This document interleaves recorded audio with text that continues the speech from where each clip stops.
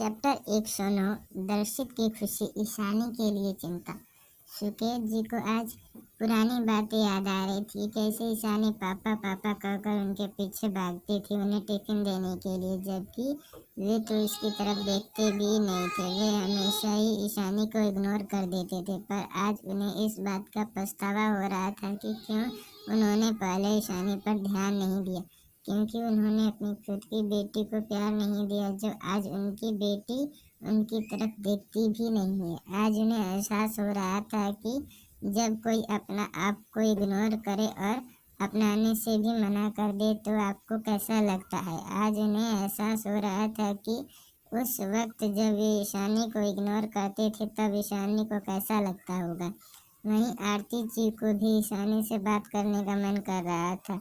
वे भी ये कहना चाहती थी कि वे उसकी कामयाबी देखकर उस पर कितना प्राउड फील कर रही हैं, पर वे चाहकर भी कुछ नहीं कह पा रही थी, क्योंकि उन्हें पता था ईशानी उनसे बात तो क्या शायद उन्हें देखना भी पसंद नहीं करेगी।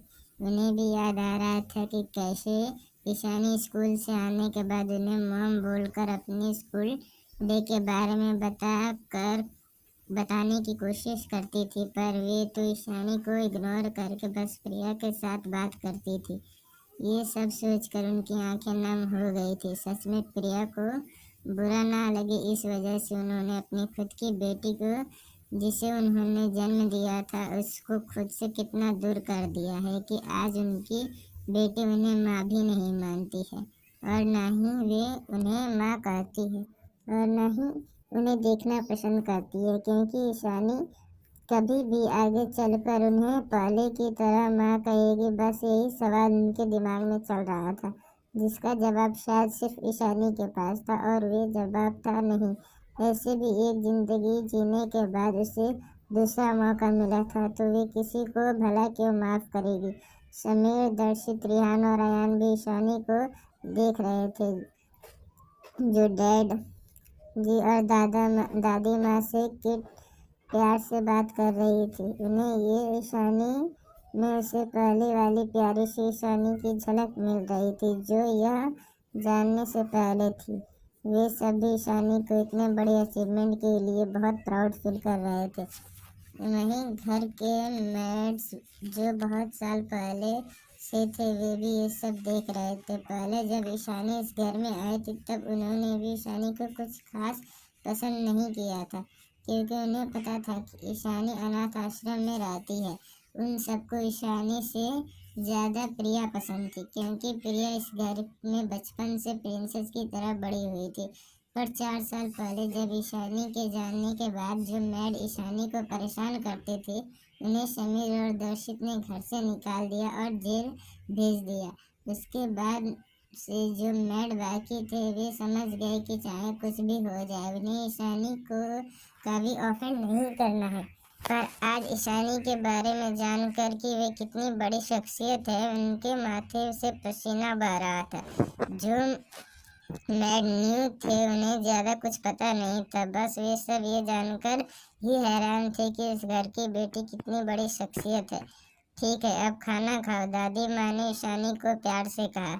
आज सच में मैं डैड मॉम ने ईशानी की सारी फेवरेट डिश बनाई थी, जिसे देखकर ईशानी के होठों पर एक जूनियन स्माइल आ गई। वहीं नंदिनी, रितिका, काव्या और अनुजा भी खाना खाने लगे। वैसे भी उन सबको पसंद भी ईशानी के साथ रैंक बिल्कुल उसकी तरह ही हो गई थी, इसीलिए उन्हें भी ये सारे डिशेस पसंद थी।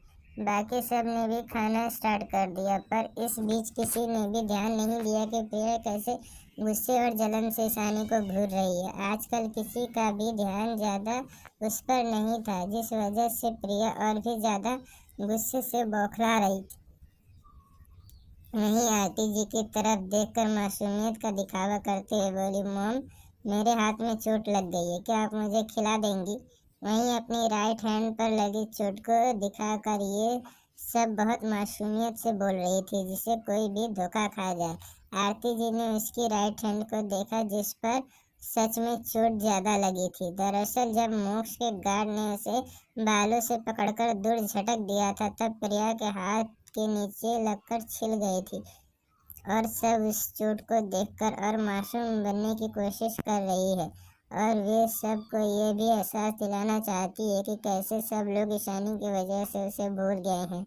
वहीं बाकी सबकी नजरें भी इस वजह से प्रिया के हाथ पर चली गई।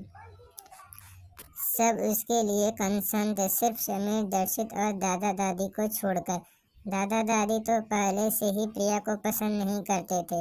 अब तो समीर और दर्शित को भी प्रिया की चोट से ज्यादा कुछ फर्क नहीं पड़ता था, खास करके दर्शित को। वे तो अब प्रिया की इन सब नौटंकी को सिर्फ दिखावा मान रहा था। आरती जी ने ज्यादा नहीं सोचा और हाँ बोलकर और प्रिया को अपने हाथों से खिलाने लगी। वहीं प्रिया देख सकती थी कि उसके डैड और भाई अभी भी उसके लिए थोड़े कंसर्न है, तो उसे दिल ही दिल में बहुत खुशी हो रही थी। वहीं ईशानी को उसकी नौटंकी देखने का कोई शौक नहीं था, इसीलिए वे चुपचाप खाना खा रही थी। प्रिया ने ईशानी की तरफ देखा तो इसकी खुशी एक पल में ही गायब हो गई। उसे तो लगा था ईशानी को जलन होगी, पर ईशानी तो चुपचाप खाना खा रही थी। उसे समझ नहीं आ रहा था कि जो ईशानी पहले उसके मॉम, डैड और भाइयों को उसे प्यार करते देख इतना दुखी हो जाती, जब उसे उन सब से कोई भी फर्क नहीं क्यों नहीं पड़ रहा है। दर्शित जो प्रिया की हरकत को नोटिस कर रहा था, उसने मन ही मन सोचा, क्या प्रिया ईशानी को जलाने की कोशिश कर रही है? इस बारे में सोचकर दर्शित की आंखें छोटी हो गई। वे अपनी ठंडी आंखों से प्रिया को देखने लगा। वहीं प्रिया को जैसे ही किसी की नजरें अपने ऊपर महसूस हुई, उसने उस तरफ देखा तो उसके दर्शित भाई उसे अपनी ठंडी आंखों से घूर रहा था। दर्शित को खुद को इस तरह देखता पाकर प्रिया को डर लगने लगा, पर उसने उस डर को छुपा लिया और उसने नजर हटाकर चुपचाप आरती जी के हाथ से खाना खाने लगी। वे नहीं चाहती थी कि उसके दर्शित भाई सबके सामने कुछ ऐसा बोल दे कि सब उससे गुस्सा हो जाए। ऐसे भी कल ही दर्शित ने उसे वार्न किया था, प्रिया उसे कैसे भूल सकती थी। उसे अच्छे से याद था कि कैसे कल दर्शित भाई ने ईशानी के लिए उसे वार्निंग दिया था। सब खा ही रहे थे, तभी ईशानी के गले में खाना फंस गया और वे खांसने लगी।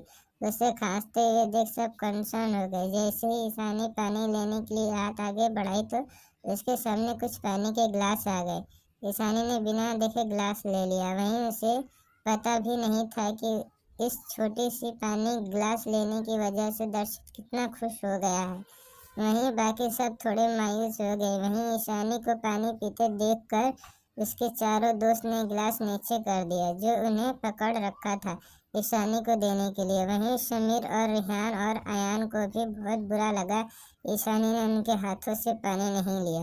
उन्हें पता नहीं था कि ईशानी के बिना देखे ही दर्शित के हाथ से पानी ले लिया है, पर दर्शित तो बस इसी बात से खुश था कि उसकी बहन ने उसके हाथों से पानी लेने के लिए मना नहीं किया। वहीं सुकेत जी ने भी पानी का गिलास नीचे रख दिया, क्योंकि वे भी ईशानी के लिए कंसर्न हो गए थे। वहीं आरती जी ने अपनी गिलास नीचे रख दिया। वे भी प्रिया को खाना खिलाना छोड़कर अपनी कंसर्न भरी आंखों से ईशानी को देख रही थी। वहीं अपने मॉम, डैड और चारों भाइयों को ईशानी के लिए इतना कंसर्न देखकर कि कैसे सिर्फ ईशानी के खांसने से सब परेशान हो गए, प्रिया को बहुत जलन हो रही थी और गुस्सा भी आ रहा था। वे बिल्कुल भी नहीं चाहती थी कि घर में कोई भी ईशानी की फिक्र करे। जैसे ही ईशानी ने सामने देखा, वे कंफ्यूज हो गई, क्योंकि सब उसे कंसर्न भरी नजरों से देख रहे थे। अब जाकर उसे समझ आया कि उसने दर्शित के हाथ से पानी का गिलास लिया है। उसने दर्शित की तरफ देखा, जिसके चेहरे पर खुशी झलक रही थी।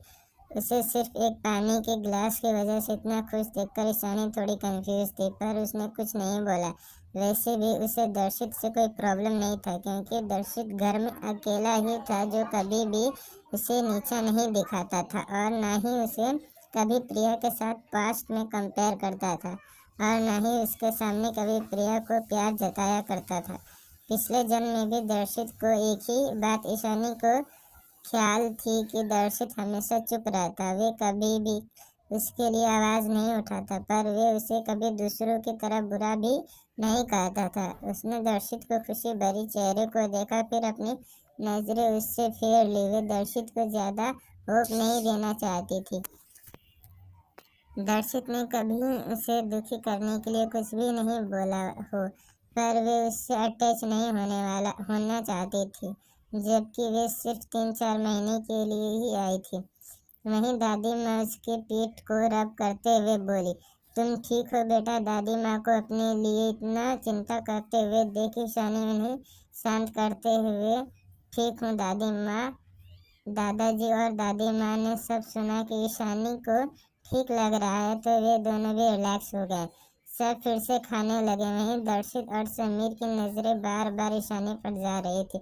दर्शित आज सच में काफी खुश था और इसी खुशी में वे बार बार ईशानी को देख रहा था। वहीं समीर को लग रहा था ईशानी दर्शित को ही अपना भाई मानती है, शायद उन्हें नहीं। ये सोचकर वे दुखी होकर उसे देख रहा था और मन ही मन सोच रहा था कि काश वे भी पहले दर्शित की तरह ईशानी के साथ न्यूट्रल रहता, तो एटलीस्ट उसके पास दर्शित की तरह एक चांस तो होता फिर से ईशानी के लिए दिल में अपने लिए जगह बनाने की। वहीं रिहान और अयान अपने दोनों भाइयों को देख रहे थे, जो बार बार ईशानी को देख रहे थे। वे अपने दोनों भाइयों को मन की बात अच्छी तरह समझ पा रहे थे। उन दोनों को भी दर्शित से थोड़ी जलन हो रही थी, पर वे जानते थे इस छोटी सी बात के लिए उनके दर्शित भाई कितना खुश है। खाना खाने के बाद सब अपने अपने रूम में चले गए। वहीं दर्शित की आज एक नाइट सिंगिंग शो था, इसीलिए वे वहां से निकल गया। वहीं ईशानी अपने रूम में जाकर अपने ड्रेस चेंज करके ब्लॉक टॉप और ओवरकोट पहनकर चेहरे पर ब्लैक मास्क लगाए रूम से निकल गई। इस वक्त वे बिल्कुल किसी ब्लैक डेविल क्वीन की तरह लग रही थी। क्या हम भी तुम्हारे साथ चले? नंदिनी ने उसके पास आते हुए पूछा। काव्या और अनुजा रितिका भी उसके पास आ गए। बिल्कुल नहीं, इतना कहकर ईशानी एक चिप के कर वहां से निकल गई। वे अपने दोस्तों को वहां लेकर नहीं जाना चाहती थी, वैसे भी वहां पर सारा माफिया वर्ल्ड मौजूद होगा। उसे जाते देख चारों अपने पैर पटकते हुए रह गए। उन्हें पता था ईशानी कभी उन्हें उस मीटिंग में नहीं लेकर जाएगी, पर वे सब हर बार उसके साथ जाने के लिए जिद करते थे। इमोशनलेस डेविल कहीं की फिक्र करती है, पर दिखाती नहीं है। इतना कहकर अनुजा ने अपना मुंह बना लिया। वहीं समीर, जिसने अपने बालकनी में बैठा था, उसने ईशानी को बाहर जाते देखा तो उसे समझ नहीं आया कि ईशानी इतनी रात को कहाँ जा रही है। उसे ईशानी के लिए थोड़ा चिंता हो रही थी कि इतनी रात को ईशानी बाहर जा रही है। उसने अपने गार्ड को फोन लगाया और ईशानी को फॉलो करने का इंस्ट्रक्शन दिया। इसे ईशानी साफ चाहिए थी। वे नहीं चाहता था कि उसकी बहन को अब एक खरोच भी आए। वहीं रिहान और अयान ने भी ईशानी को पूरे ब्लॉक कपड़े में बाहर जाते हुए देख लिया था। भाई, ये ईशानी इतनी रात को कहाँ जा रही है? अयान ने रिहान को देखते हुए चिंता से पूछा। पता नहीं, क्यों, हमें उसे फॉलो करें? रिहान ने अयान से बोला। तो अयान बोला, नहीं भाई, अगर उसने हमें गलत समझ लिया तो। उसकी बात सुनकर रिहान भी सोच में पड़ गया। सच में अगर ईशानी किसी काम से जा रही होगी तो कहीं वे उन दोनों को गलत ना समझ ले। वैसे भी ईशानी उन्हें पहले से ही इतना गुस्सा है और नफरत करती है, कहीं वे और भी ज्यादा गुस्सा ना हो जाए। वहीं बाहर जैकी और नकुल कार में ईशानी का वेट कर रहे थे। जैसे ही ईशानी कार के पास आई, गार्ड्स ने तुरंत ईशानी के लिए कार का गेट ओपन कर दिया। ईशानी कार में बैठ गई तो नकुल ने कार स्टार्ट कर दिया। जैकी पैसेंजर सीट पर बैठा था। उन दोनों ने भी अपने चेहरे पर मास्क लगाए हुए थे। जैकी पीछे देखते हुए बोला, बॉस, आज तो वहाँ वुल्फ गैंग भी होगा। वैसे भी वे डेनियल आपको ढूंढने की कोशिश कर रहा है। अभी के लिए इतना दोस्तों, मिलते हैं नेक्स्ट चैप्टर।